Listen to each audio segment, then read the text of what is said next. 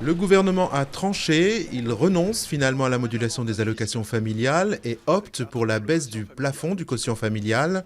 Ce dernier sera désormais ramené de 2 000 à 1 500 euros, une mesure qui devrait impacter plus d'un ménage sur 10 et représenter une hausse d'impôt moyenne de 64 euros par mois. Alors que les affrontements ont repris pour la quatrième journée consécutive en Turquie, l'Union des médecins turcs annonce la mort d'un manifestant dimanche soir à Istanbul. Il aurait été percuté par une voiture. Dans la capitale turque, la police a dispersé à jet de grenades lacrymogènes un groupe d'1 millier de personnes réunies au centre-ville.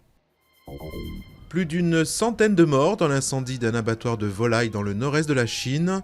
300 personnes étaient au travail au moment de la catastrophe, dont les causes ne sont pas encore connues. Certains témoins auraient entendu une explosion. Au moins 6 personnes mortes dans des inondations en Europe centrale. La République tchèque, l'Autriche et l'Allemagne ont été particulièrement touchées. L'Allemagne, où la situation empirait dans le sud et l'est du pays, l'armée a été appelée à la rescousse pour aider les secours et les habitants. L'accès au Mont-Saint-Michel perturbé par une grève. Les salariés de l'abbaye et des commerces protestent contre la suppression de la navette qui les déposait au pied du site. Les nouvelles modalités d'accès au mont entraient également en vigueur lundi. Les navettes partent désormais des parkings, dont les tarifs ont augmenté de 41%.